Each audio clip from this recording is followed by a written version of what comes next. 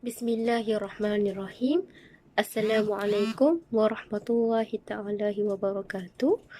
Nama saya Nurul Hazika binti Muhammad Azhar, bernombor metrik I20204933. InsyaAllah saya bersama rakan-rakan saya iaitu Nur Aminah Syafinas dan Nur Hidayah Auni akan membentangkan tajuk Bai'at Tawarruk.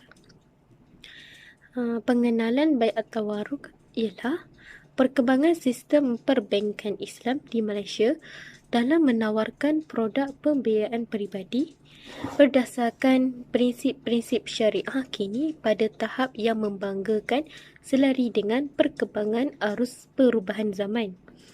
Dalam perkembangan institusi kewangan Islam semasa serta kepelbagaian produk pembiayaan peribadi yang ditawarkan telah memberi kemudahan dan kepada masyarakat Islam daripada menggunakan produk konvensional. Namun pada masa yang sama, terdapat produk yang ditawarkan di perbankan Islam mempunyai perdebatan antara ahli ekonomi Islam tentang keharusan pelaksanaan kontraknya seperti kontrak bai al-ina. Kajian ini bertujuan untuk memperkenalkan satu pendekatan baru dalam produk pembiayaan peribadi yang dilihat sesuai dilaksanakan pada masa kini. Ia dirangka berdasarkan sebuah model kontrak yang sedia ada, iaitu kontrak tawarruk, dengan menjelaskan pihak yang terlibat dalam kontrak tersebut. Ketulusan melakukan kontrak menjadi asas kekuatan dalam rangka kerja pembiayaan peribadi ini seterusnya dapat mengelakkan daripada berlakunya hilah ribawiyah atau kesepakatan antara pihak-pihak yang berkontrak. Seterusnya, definisi at-tawarruk. Definisi at-tawarruk menurut bahasa ialah dari kata warq, iaitu wang perak atau dirham, dan erti tawarruk itu sendiri bermaksud mencari wang tunai. Manakala menurut istilah ialah al-tawarruk sebagai satu bentuk jual beli dengan tujuan mendapat wang tunai yang melibatkan pembelian suatu barang secara tangguh dan kemudian barang itu dijual secara tunai dengan harga yang lebih rendah daripada belian yang pertama kepada pihak ketiga, di mana pihak ketiga ini bukanlah penjual asal. Konsep ini dinamakan dengan al-tawarruk kerana ketika seseorang itu membeli suatu barang, ia tidak berniat untuk menggunakannya atau memanfaatkannya. Namun, ia hanya bertujuan untuk mendapat al-warq, iaitu mendapat wang. Untuk lebih faham atau bai'at tawarruk itu, dia adalah jual beli yang melibatkan tiga pihak, iaitu pihak pertama menjual barang kepada pihak kedua secara tangguh. Kemudian, pihak kedua menjual kepada pihak ketiga secara langsung dan secara tunai dengan harga yang lebih rendah. Seterusnya, rukun at-tawarruk terbahagi kepada 5. Yang pertama, penjual. Yang kedua, pembeli akhir. Yang ketiga, mutawarik, iaitu pembeli. Yang keempat, barangan. Yang kelima, sirah, iaitu ijab dan qabul. InsyaAllah, kita pergi yang seterusnya. Syarat, iaitu syarat-syarat at-tawarruk. Syarat-syarat at-tawarruk ni dia terbahagi dan terdiri kepada 3 bahagian. Yang pertama, syarat-syarat pihak-pihak yang berakad. Yang kedua, syarat lafaz kontrak. Yang ketiga, syarat subjek akad. Okey, syarat-syarat pihak-pihak berakad mestilah mempunyai al-hiliyah al-adab yang dari sudut kesempurnaan akal fikirannya, baligh, merdeka serta terhindar dari bankrupt, iaitu muflis. Selain itu, mestilah berlaku al-taraddi, kerelaan dan ikhtiar iaitu pilihan sendiri antara pihak-pihak yang berkontrak tanpa dipengaruhi dengan unsur paksa. Seterusnya, syarat-syarat lafaz kontrak yakni ijab dan kabul. Ijab dan kabul ni mestilah dilangsungkan pada dalam satu tempat yang sama tanpa diselangi dengan perkara-perkara lain, termasuklah tempoh akad yang terlalu lama.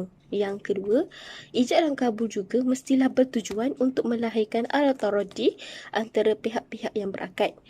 Maka setiap perkataan, tulisan dan isyarat bagi orang yang bisu hendaklah menyampaikan maksud bahawa jual beli telah terlaksana selepas berlangsungnya akad. Sebagai contohnya, dengan menggunakan lafaz tawaran iaitu saya jual, lalu kemudian disambut dengan lafaz penerimaan iaitu saya beli, atau apa-apa sahaja lafaz yang membawa erti jual beli. Yang terakhir, syarat-syarat subjek akad. Yang pertama, komoditi mestilah wujud pada masa akad dilaksanakan dan ia harus dimiliki oleh penjual. Yang kedua, mampu untuk dipindah milik kepada pembeli. Yang ketiga, boleh dimanfaatkan dan bernilai pada pandangan syarak.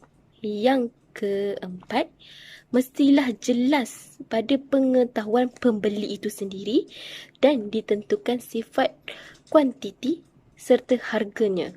Yang kelima, sebaiknya tidak bercanggah dengan kehendak akad itu sendiri serta menepati undang-undang syarak. Itu sahaja daripada saya. Wallahu a'lam. Terima kasih. Bismillahirrahmanirrahim. Seterusnya adalah legality, iaitu pandangan ulama, dalil dan hukum.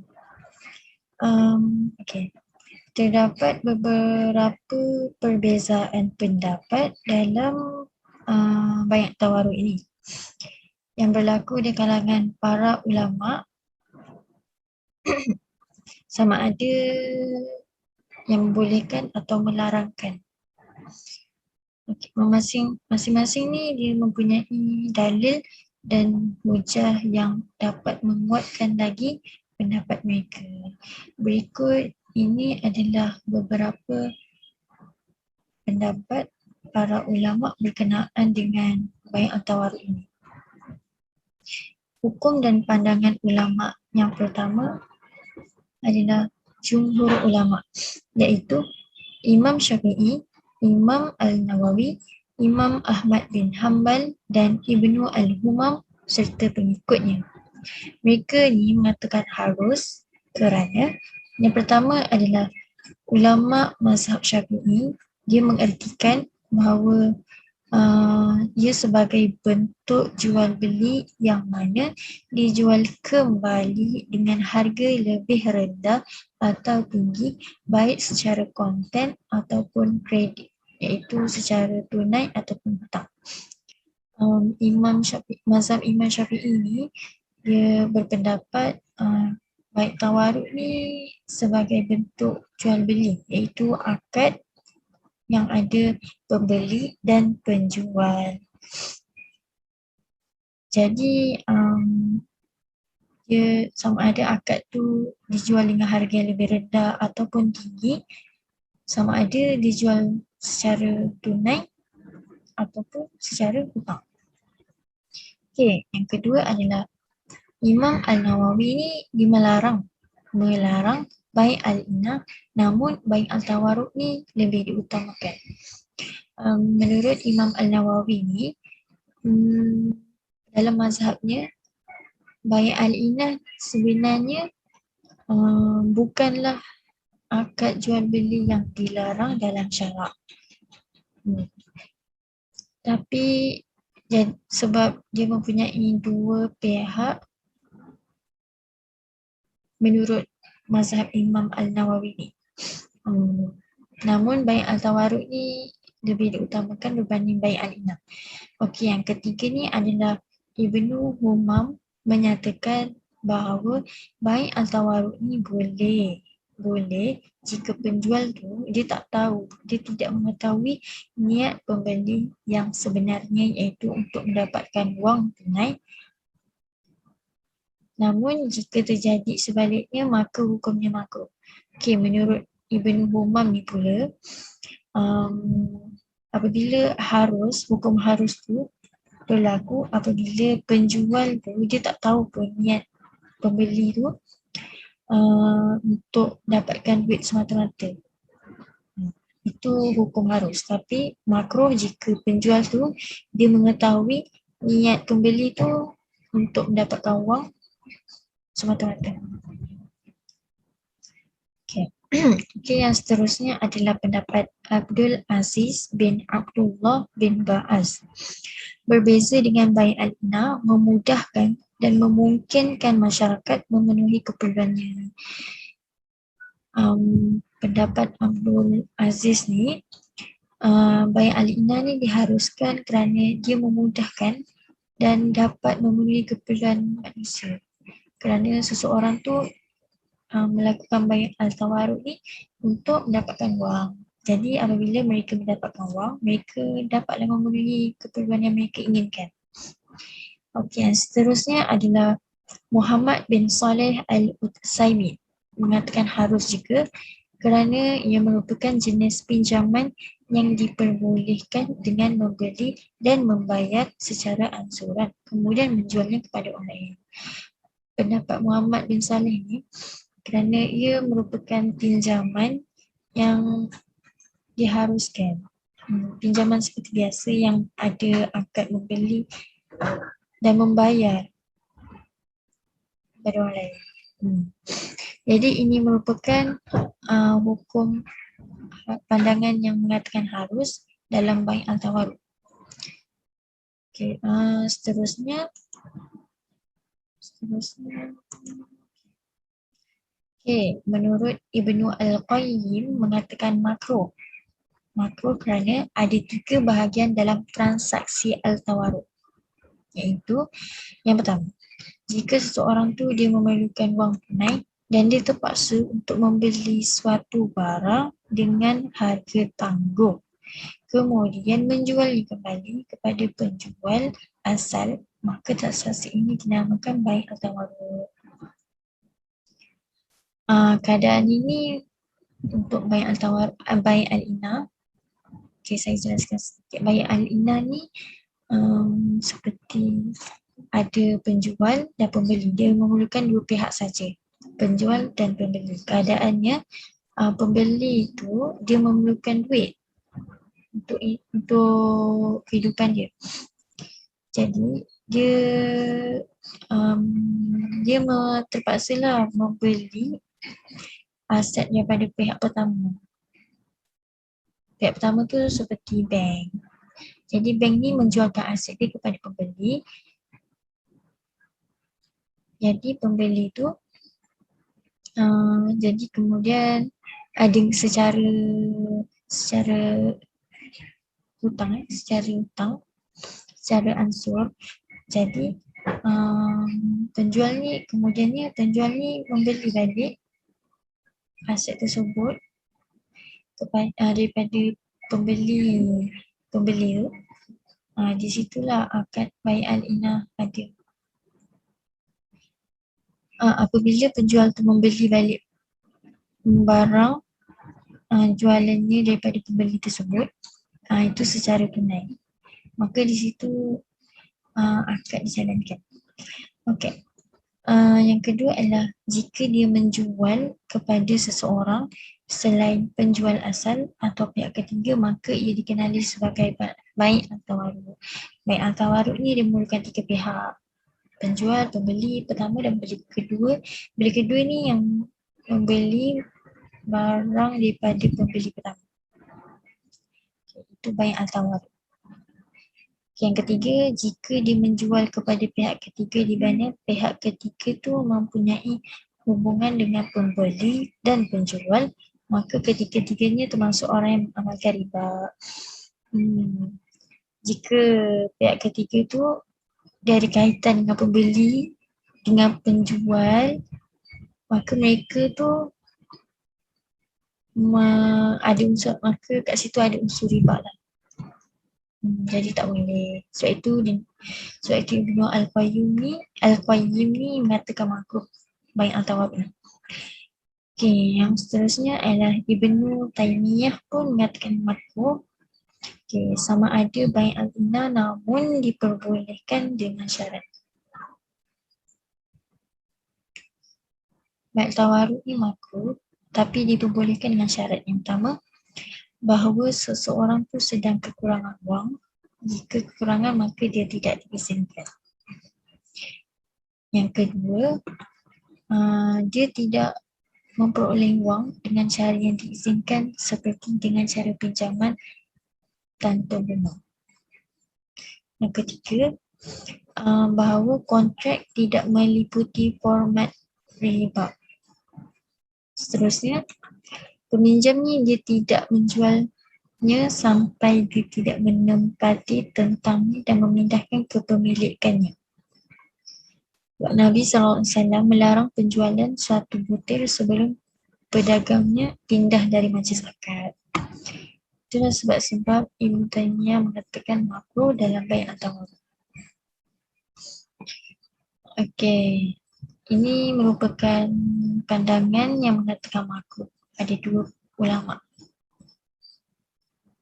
Yang seterusnya, okey, hujah dan dalil golongan yang mengharuskan bai' at-tawarruk ni.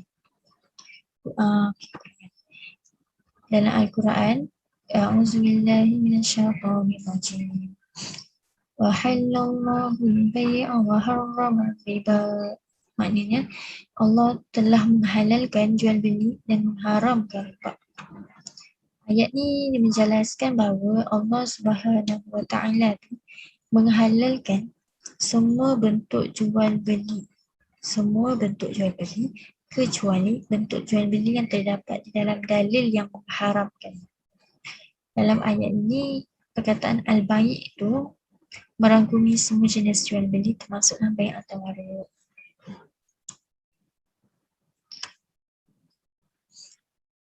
Okay, seterusnya, ayat Al-Quran seterusnya adalah A'udzubillahi minasyaitonirrajim. Ya ayyuhallazina amanu iza tadayantum bidainin ila ajal musamma faktubu. Maknanya, hai orang-orang yang beriman, apabila kamu bermuamalah tidak secara tunai untuk waktu yang ditentukan, hendaklah kamu menuliskannya. Bai' at-tawarruk ini merupakan salah satu transaksi jual beli dan salah satu bentuk hutang piutang yang termasuk dalam makna ayat umum di atas. Maksudnya bai' at-tawarruk ni merupakan suatu transaksi jual beli. Maksudnya tawarruk ni dia ada unsur hutang dan salah satu bentuk hutang. Bai' at-tawarruk ni mempunyai unsur-unsur hutang. Jadi seseorang tu perlu melunaskan hutangnya seperti yang tertera dalam makna Al-Quran. Jadi hutang tersebut perlulah dibayar sehingga habis. Menurut seperti yang saya tahu. Okay. Ini dalil yang mengharuskan bai' at-tawarruk. Seterusnya, hujah dan dalil golongan yang melarang bai' at-tawarruk. Menurut Al-Sunnah, maknanya daripada Ibnu Umar radhiyallahu anhu kata, aku mendengar Rasulullah SAW bersabda, jika kamu melakukan akad menggunakan bai' al-ina dan mengambil ekor-ekor lembu dan meninggalkan jihad, nescaya Allah akan menempatkan kehinaan ke atas kamu yang tidak akan diangkatnya sehingga kamu kembali iaitu bertaubat kepada agama. Oleh itu, ulama yang menolak bai' tawarruk ni, dia berpendapat bahawa tujuan utama melakukan transaksi tawaruk ni adalah untuk mendapatkan wang. Yang mana pada akhir transaksi ini pembeli mendapatkan wang dengan cara membeli wang tersebut dengan wang yang lebih. Dan ini ada unsur riba lah dalam transaksi tersebut. Jadi barang merupakan perantara saja dan pemilikan barang tersebut bukan menjadi tujuan yang sebenar. Bay'at tawaruk tu barang tu adalah perantara. Okey, menurut Al-Quran pula menurut Al-Quran pula sama seperti surah, Allah telah menghalalkan jual beli dan mengharamkan riba. Maknanya dalam ayat ini Allah Subhanahu Wa Taala tu telah mengharamkan riba. Seperti yang sebelah ini dikata bay'at tawaruk tu mempunyai unsur-unsur riba. Kerana pihak pertama tu mendapat wang lebih. Sementara bay'at al-inah tu dan bay'at tawaruk ini merupakan perantara yang paling hampir kepada riba dan merupakan sesuatu wasilah, iaitu sambungan kepada sesuatu perkara yang haram dan hukumnya juga haram. Seperti yang semua tahu, riba tu memang haram dalam Islam. Jadi apabila haram, hukumnya memang haram. Jadi bay'at al-inah dan juga bay'at tawaruk ni merupakan jual beli yang hampir kepada riba. Okey. Itu saja daripada saya.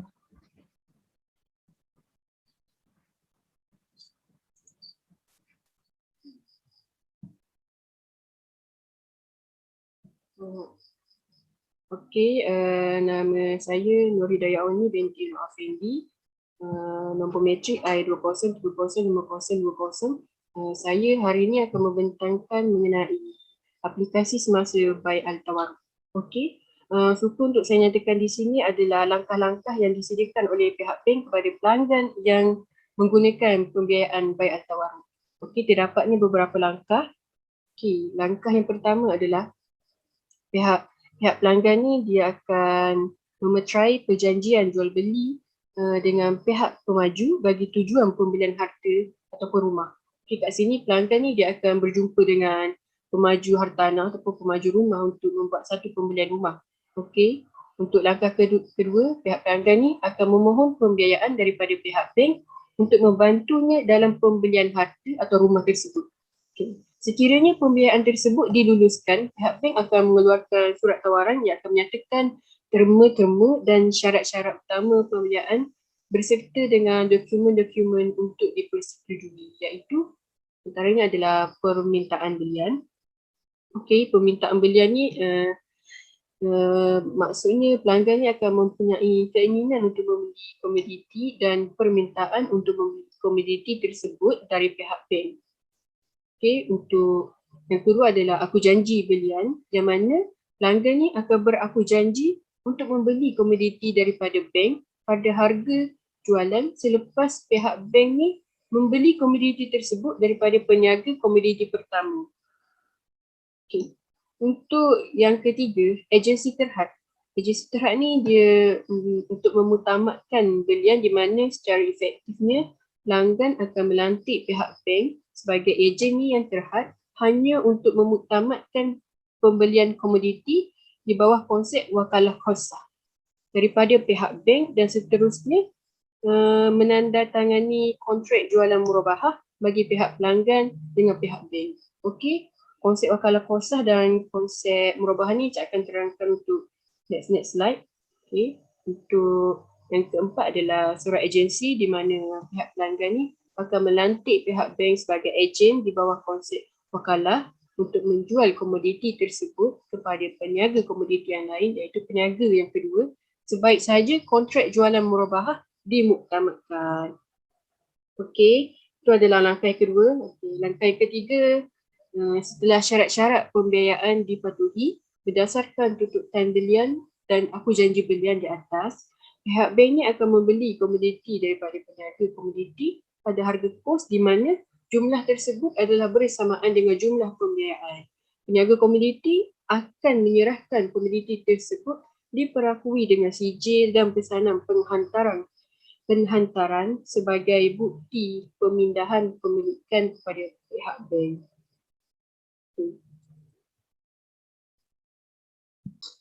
Okey. Okey, untuk langkah yang keempat, pihak pelanggan ni berdasarkan aku janji belian, kemudiannya akan membeli komoditi tersebut daripada pihak bank pada harga jualan berdasarkan konsep murabahah.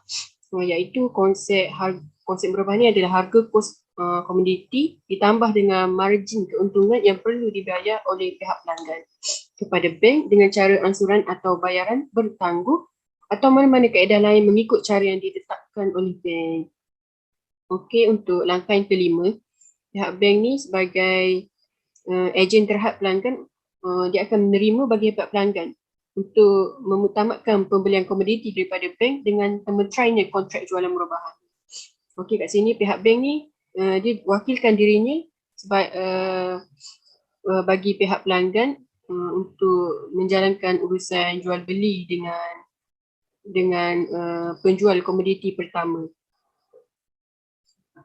Okey, untuk langkah keenam, setelah selesai langkah 5 di atas dan menurut surat agensi, pihak bank sebagai wakil terhad pelanggan akan menjual komoditi tersebut kepada peniaga komoditi kedua pada harga kos komoditi. Walaupun konsep wakalah walaupun setengahnya konsep wakalah ni jarang disebut di dalam baiat tawarik, tapi selalunya pelanggan dia akan menggunakan konsep wakalah ni dengan wakilkan pihak bank sebagai wakil untuk menjual balik komoditi yang dibeli oleh penjual pertama kepada pembeli kedua. Okey, kat sini untuk bahasa mudahnya kat sininya pelanggan dia akan wakilkan bank untuk membeli komoditi daripada penjual komoditi, lalu pihak bank dia dah wakilkan dirinya sebagai wakil daripada pelanggan untuk menjual balik komoditi yang dibeli daripada penjual pertama kepada pembeli kedua.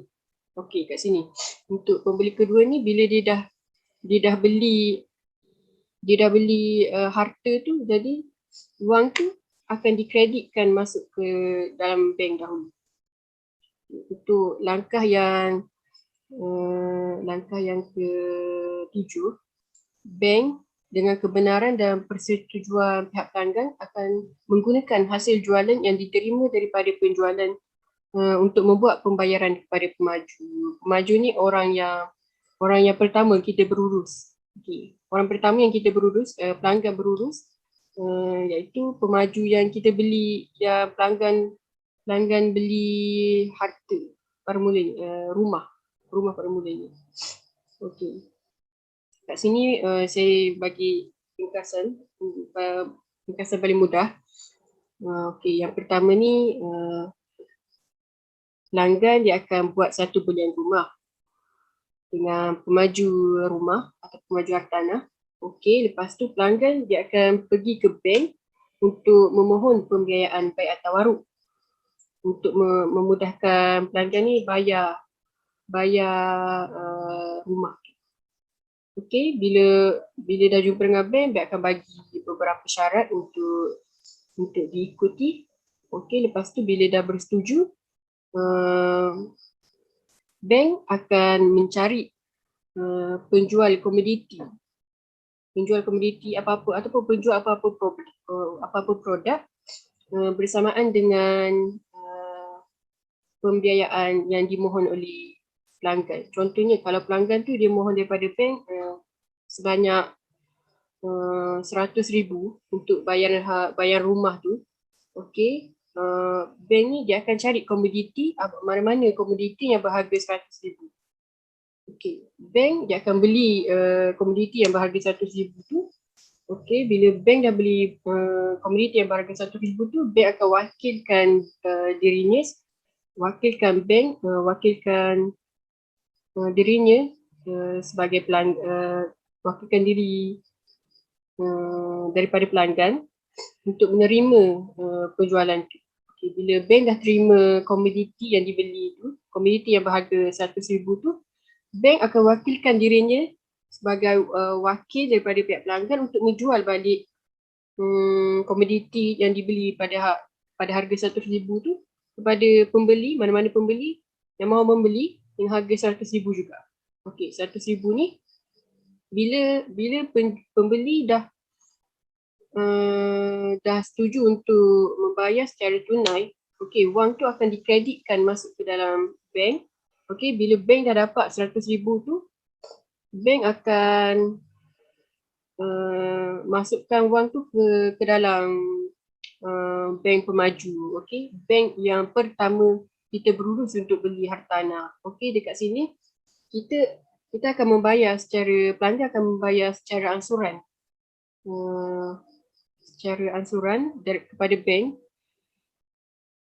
100,000 ditambah dengan margin keuntungan dari pihak bank. Contohnya kalau 100,000 kita mohon 100,000, 100,000 tu kita dah lansai, dah habis bayar rumah tu menggunakan konsep tawaruk tu sebab bank dah bayarkan bagi pihak pelanggan kepada pemaju rumah. Okay, kiranya dah settle bayar rumah, tapi pelanggan ni still akan bayar kepada bank 100,000 tu ditambah dengan margin keuntungan. Contohnya bank akan tambah dalam 110,000. 10,000 tu kita panggil murabahah ataupun keuntungan yang diambil pihak bank. Okey. Okey, untuk konsep dan kontrak yang terdapat dalam bai'at tawaruk, terdapat beberapa konsep iaitu dalam aplikasi pembiayaan yang berasaskan konsep bai'at tawaruk ni, yang terutama yang digunakan di Malaysia ni melibatkan beberapa gabungan beberapa kontrak, contohnya bai' al-murabahah, wal muqsim, wakalah dan bai' wadiah. Okey, untuk bai' murabahah, bai' murabahah ni secara mudahnya bai' murabahah ni adalah jualan dengan keuntungan, aktiviti jualan dengan keuntungan. Iaitu satu aktiviti menjual sesuatu barang dengan harga serupa dengan harga yang pertama tetapi ditambah dengan keuntungan. Okay, dalam urusan transaksi ni, bai' tawaruk ni, ia berlaku ketika mana pihak bank ni menjual komoditi yang telah dibeli daripada penjual komoditi kepada pelanggan. Pihak bank ni akan menjual dengan harga yang lebih tinggi daripada harga yang dibeli daripada penjual komoditi. Okey, dalam erti kata lain ialah ia suatu bentuk urus niaga yang menjual sesuatu komoditi atau aset dengan harga yang dibeli modal oleh pembeli berserta dengan keuntungan yang diketahui serta disepakati oleh penjual dan pembeli. Okey, untuk wakalah. Wakalah ni ialah gantian mengambil tempat orang lain semasa hidup. Orang itu mestilah orang yang diiktiraf oleh syarak. Wakalah dapat difahami sebagai kontrak agensi yang melibatkan satu pihak memberikan mandat kepada pihak yang lain sebagai wakil untuk melaksanakan tugas tertentu. Dalam praktis masa bai' tawaruk, ia berlaku ketika mana pelanggan ni melantik pihak bank untuk menjual komoditi yang telah dibeli kepada pedagang komoditi yang lain. Okey, dalam erti kata lain ni, pelanggan akan melantik institusi kewangan sebagai wakil untuk melaksanakan sesuatu urus niaga, muamalah, dan sebagai balasan institusi kewangan akan menerima upah bagi perkhidmatan tersebut. Selalunya bank ni dia akan charge dalam RM10 ataupun RM20 untuk pelanggan yang apply wakalah ni, terutama dalam tawaruk. Okey.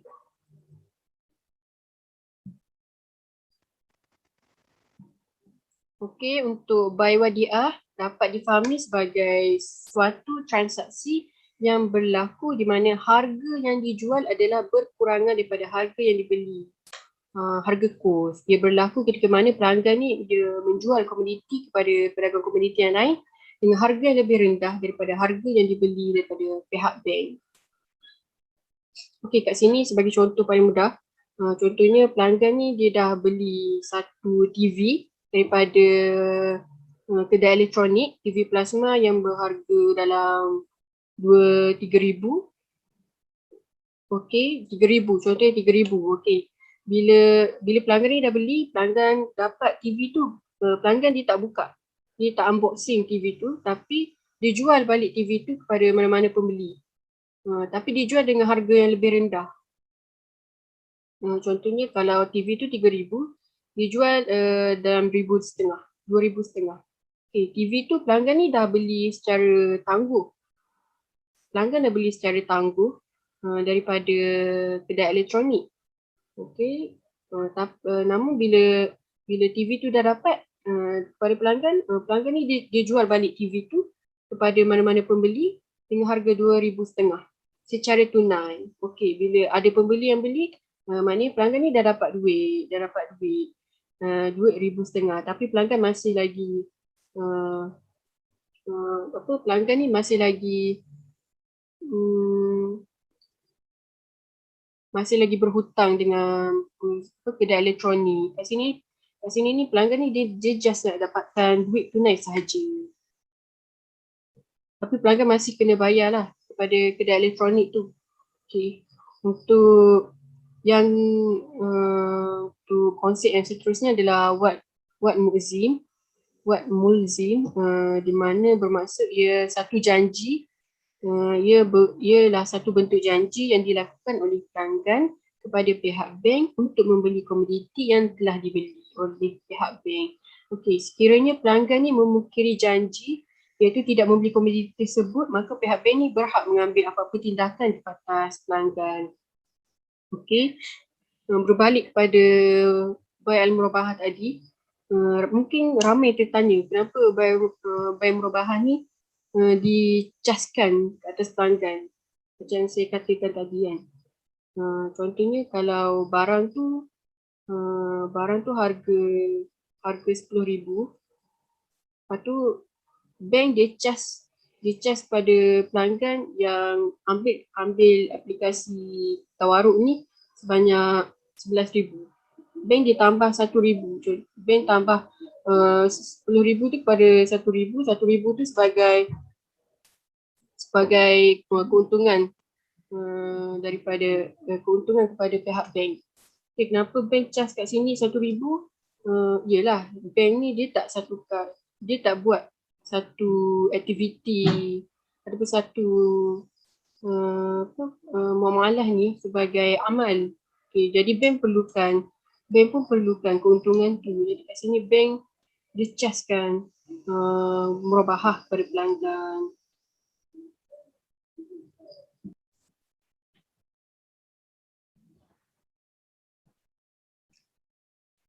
Baiklah, okey. Seterusnya adalah kesimpulan. Bai al-tawaruk ni merupakan bentuk jual beli yang melibatkan 3 pihak atau lebih. Ia merupakan alternatif kepada bai al-inah yang banyak menimbulkan kontroversi dalam kalangan sarjana Islam, terutamanya dari Timur Tengah. Prinsip bai al-tawaruk ni telah digunakan pakai dalam produk perbankan Islam Malaysia. Antaranya produk pembiayaan peribadi yang ditawarkan oleh kebanyakan bank yang menggunakan konsep dan kaedah muamalah mengikut syariah Islam.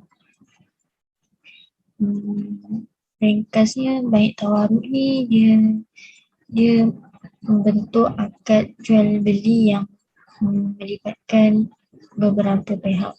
Seperti yang kita tahu, bai tawaruk ni mempunyai tiga pihak. Ketika pemilik barang tu dia menjual barangnya kepada pembeli, pemilik barang tu pihak pertama, kepada pembeli pertama iaitu pihak kedua dengan cara pembayaran secara kredit.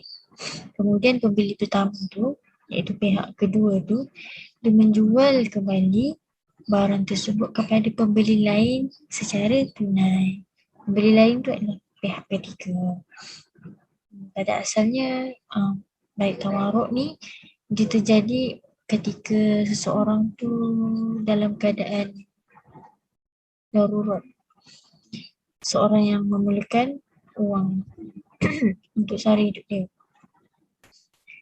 Kemudian membeli barang dari pihak pertama dengan cara kredit serta tempoh waktu yang telah ditentukan. Kemudian pembeli tu dia menjual kembali barang tersebut kepada pihak ketiga, sama ada dengan harga yang lebih tinggi atau rendah secara tunai. Okay, seterusnya selain itu jual beli tawaruk ni merupakan suatu alternatif kepada mereka yang mahu mendapatkan wang tunai tanpa melalui bai' al-inah. Melalui jual beli al-tawaruk, wang tunai boleh diperolehi dengan menjual semula secara tunai sesuatu barang yang telah dibeli secara kredit kepada pihak ketiga. Berbeza dengan konsep bai' al-inah yang melibatkan hanya dua pihak bagi kedua-dua transaksi tersebut. Penggunaan prinsip al-tawaruk dalam pembiayaan peribadi telah memberi satu persepsi baru kepada pembiayaan Islam di Malaysia. Inilah sebab kenapa munculnya perdebatan oleh ulama mengenai bai' tawaruk ni, sama ada boleh ataupun tak boleh bai' tawaruk ni dilakukan. Ada ulama yang berpendapat bahawa bai' tawaruk ni boleh dan telah diperkenalkan Islam sebagai solusi ataupun sebagai cara untuk seseorang tu memerlukan duit. Namun ada sebahagian ulama yang berpendapat bahawa bai' tawaruk ni merupakan muamalat yang dibuat-buat untuk menutupi unsur-unsur riba.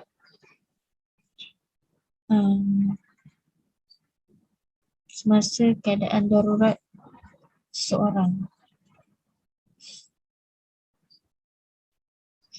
Yang sebenarnya pada pendapat ulama ni memang bai' tawaruk tu merupakan bai' yang mempunyai unsur riba. Jadi itulah pembentangan kami berkenaan bai' al-tawaruk. Itu sahaja daripada kami. Syukran dan terima kasih.